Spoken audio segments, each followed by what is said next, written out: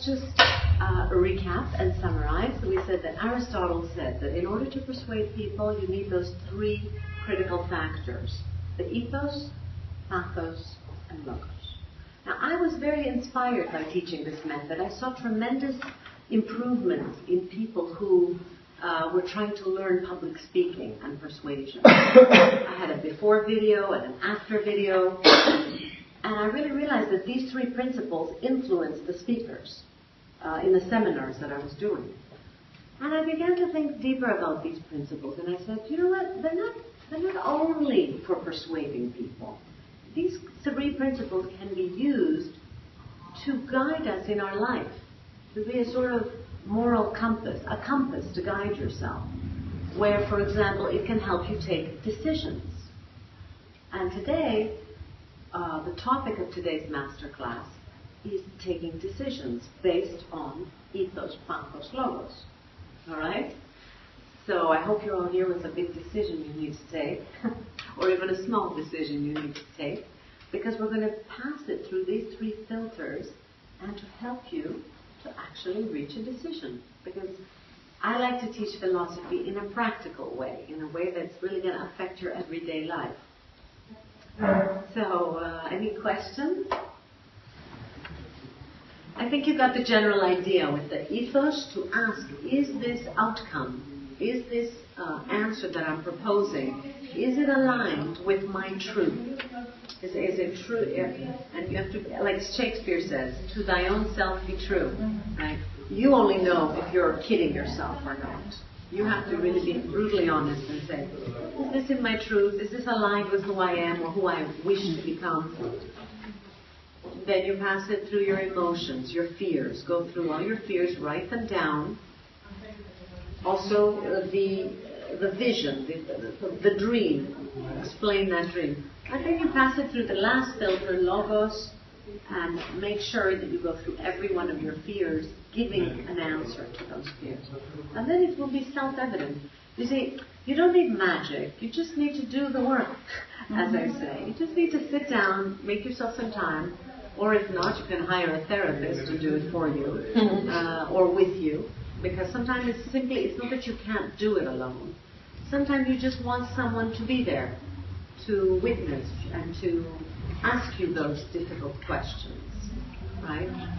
But I made the way so that you can do it for yourself, by yourself. But it's also fun in a group, and I'm actually offering for people who read the book and they like to do it, they like to do these exercises with friends, you can become a qualified trainer in this method if you like. So what I'd like to ask you to do is, on your piece of paper, is to really write down decisions that you need to be taking soon in your life. You will have like 3 minutes, 4 minutes just to formulate the decision.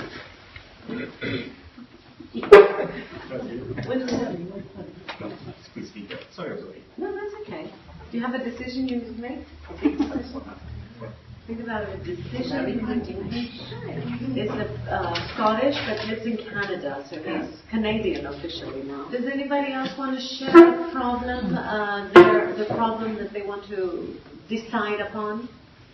Would you I like don't to really share? have a problem per se. I don't see it as a problem, but it is an issue I have to decide. Yes. I'm in Athens. I've been here for 2-3 years now. My hometown is in northern Greece, and well, I'm originally from the United States, but my husband retired here, so we're here. And we're here because, well, in Athens because we have 2 grandchildren, and we help out with the grandchildren. But, you know, more and more we don't need to be here as much because they're starting school and so forth. So our dilemma is, should we keep renting an apartment here in Athens, or should we go back to the small town that my husband's from? Okay, that's an excellent question. Do we stay here in Athens, or do we go to northern Greece to a nice, comfortable retirement place? So let's see, ethos-wise, would, you know, how do you feel about that? How is it in your, what does your truth say? What does your conscience, your truth say?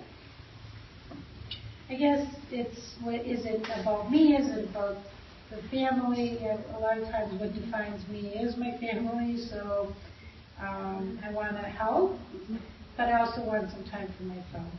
I want to be able to do the things I want to do, and I haven't figured all those out yet, but probably because I've been putting it off. How long have you spent to help to grow the grandchildren now? 3 years. 3 years, so the difficult years, one could say. So this is the whole process of when you make a decision to do it from a rational perspective.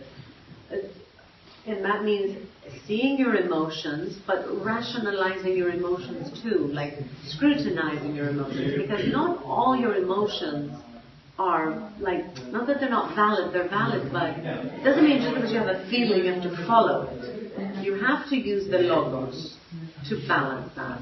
And in a way we can say that all Greek philosophy is, and philosophy in general, but especially Greek philosophy, is really this art of self-reflection, questioning your thoughts, questioning your emotions. Okay, if you might have heard about Socrates, who used to go around and be like a fly, they say. He's like a fly, because he would just ask you these very specific questions about your life and your beliefs about your life and beliefs about who you are. So this critical thinking, this self-reflection, this is philosophy. Philosophy is a sport. It's a verb. It's not an abstract thing. It's something to apply in your life. And the Akastis method gives you these 7 exercises where you can really go through any problem you have and sit and write it out and think it out and just come to a conclusion for yourself. Come to the answer. And does anybody else want to share about your problem or the challenge you have? Would you like to share on that? Because every day has some minor and some major decisions that really affect the outcome of the day and the outcome of the week and your life step by step. So I think what I look forward to is trying to apply all of this in little ways that have an impact, essentially, on the quality of life every day. You know, whether the decision is to talk back to someone or the way I'm driving. You know, is it correct to drive this way or that way, more aggressively, more passively? In every little way, because I think even many decisions, they're well thought out and they're balanced, they do lead to a better quality of life. And I see that in effect. So you're just being a little more thoughtful, more reflective before you do things, since you've started these trainings. Absolutely. You're just asking yourself, does it have to be? Does it this?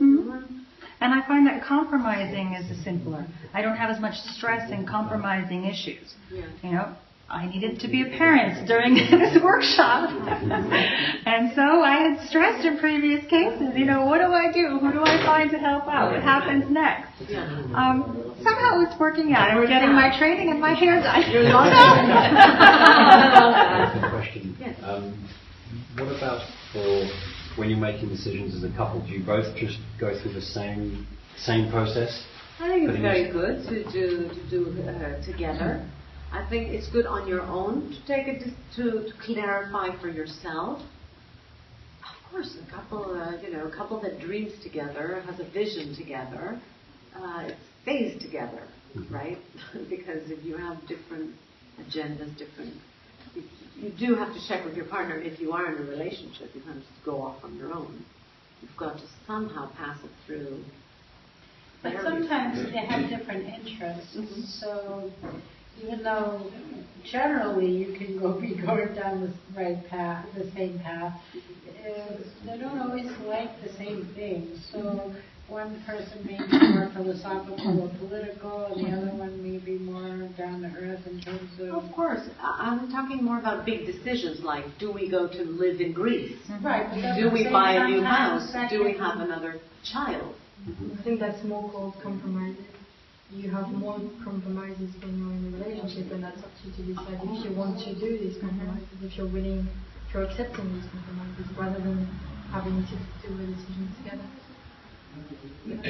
Yeah, we're very different for little things, and we don't have to do everything together. But in some big decisions, obviously, you can't not. And you may have to compromise, of course. So this is the thing I want to encourage you to just keep asking yourself questions. Especially the question, is it true? Whenever you have thoughts, ask yourself this thought. Is it true what I'm saying to myself? It's a lot of dramatizing, there's a lot of overgeneralizing, having imprecise thoughts, we just say things, and then we follow actions on those imprecise thoughts, those unclear thoughts, and it just brings you from one mess to another mess. If you make time to philosophize during the day, maybe it's like 10 minutes in the morning when you have your peace and quiet, or in the evening, or even throughout the day, as Maria says. Just keep timing out on yourself and say, I don't have to do what I've always done. I could choose I'm free. I am free to be who I want to be right here, right now. That's what I would like you to, the takeaway from these sessions is just to start asking yourself questions. Not just taking the usual path that you've taken so long.